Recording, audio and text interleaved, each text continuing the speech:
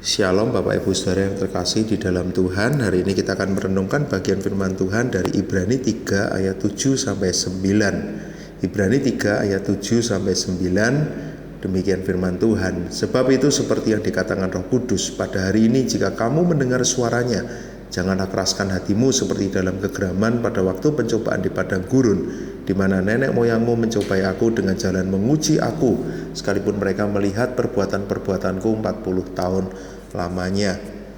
Bagian firman Tuhan ini ada dua hal yang ditekankan, yaitu pada hari ini jika kamu mendengar suaranya, mendengar suara Tuhan, dilanjutkan dengan jangan keraskan hatimu. Kenapa di sini juga dikatakan tentang nenek moyang mereka dan padang gurun? Apa yang dituliskan di Ibrani 3 ternyata adalah kutipan dari Mazmur 95 yang juga berisi hal yang sama, mendengar suara Tuhan dan juga jangan keraskan hatimu. Satu mazmur penyembahan yang bahkan digunakan untuk penyembahan di zaman itu, yang dibacakan di dalam ibadah saat itu di hari Sabat, bagian ini juga dibacakan.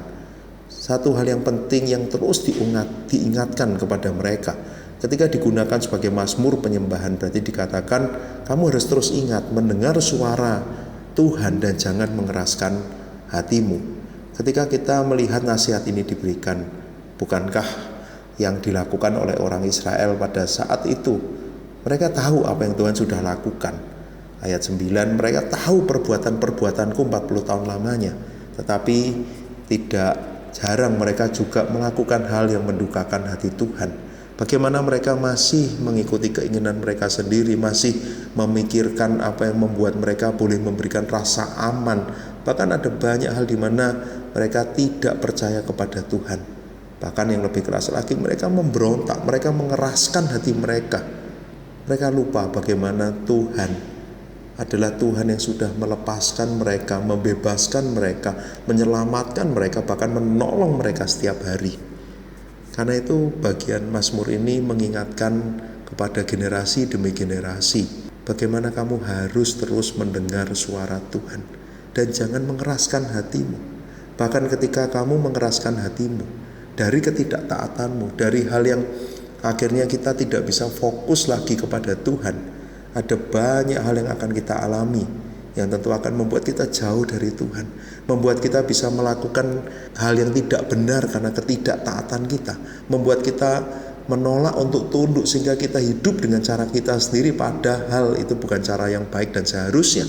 Bahkan kita akan lupa bersyukur untuk pemeliharaan Tuhan yang begitu besar dalam hidup kita. Karena itu ketika kita melihat bagian ini, bersyukur firman Tuhan kembali ingatkan. Bahkan di situ dikatakan hal yang penting. Ketika orang Israel saat itu diingatkan 40 tahun lamanya mereka melihat perbuatan Allah, kita pun boleh melihat kembali kepada apa? Kepada Kristus yang sudah menebus kita, yang sudah menyelamatkan kita, yang memberikan pengharapan dan hidup yang kekal. Bukankah kita sudah melihat karya Tuhan, karya penebusan itu, karya penyertaan Tuhan, dan begitu banyak hal di dalam hidup kita di mana Tuhan sungguh-sungguh menyertai dan menolong. Apakah kita masih mau mengeraskan hati kita? Karena itu kita juga butuh pertolongan Roh Kudus. Ayat 7 dimulai dengan seperti dikatakan Roh Kudus, jika kamu mendengar suaranya. Kita pun bersyukur Tuhan memberikan Roh Kudus di dalam hati kita. Roh Kudus yang akan terus membantu kita untuk boleh fokus kepada Tuhan. Asalkan kita tidak mengeraskan hati dan mau membuka hati kita untuk pimpinan Tuhan. Ketika kita mungkin bertanya, kenapa hidupku seperti ini? Kenapa aku jauh dari Tuhan? Kenapa aku seringkali gagal di dalam perjuanganku melawan dosa?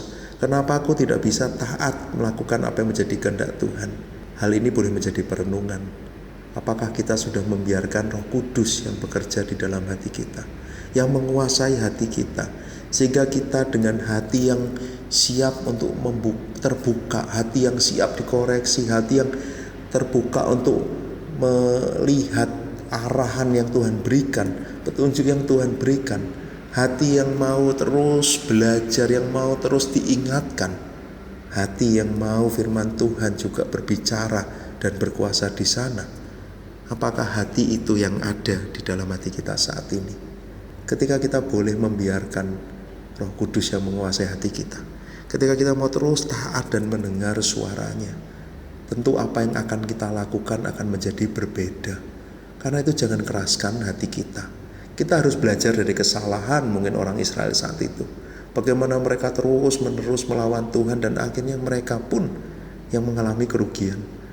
Tentu ketika kita menjalani kehidupan iman kita, bukan itu yang seharusnya kita lakukan. Biarkan hati kita yang sekarang kita buka di dalam pimpinan Tuhan. Kita mau terus dekat dan kita mau melakukan apa yang menjadi kehendak Tuhan. Mari kita berdoa. Bapa di surga, kami bersyukur Kristus sudah menebus kami. Kami bersyukur Roh Kudus pun selalu menuntun setiap langkah kami. Biarlah setiap hari kami mau membuka hati kami untuk mendengar suara-Mu, untuk mau dipimpin, untuk mau dituntun di dalam menjalani hari-hari kami, untuk kami boleh hidup seturut kehendak Tuhan. Ampuni kalau hati kami seringkali keras. Kami mau Tuhan lembutkan hati kami supaya kami boleh taat. Ampuni Tuhan, seringkali kami masih merasa hebat, kami merasa mampu. Kami bukan siapa-siapa tanpa Tuhan. Hanya dekat dengan Tuhan, hanya bersekutu dengan Tuhan, membuat kami boleh hidup berkenan kepada Tuhan. Bahkan merasakan damai sejahtera dan sukacita itu ketika kami boleh terus dekat dengan Tuhan. Di dalam nama Tuhan Yesus kami berdoa. Amin.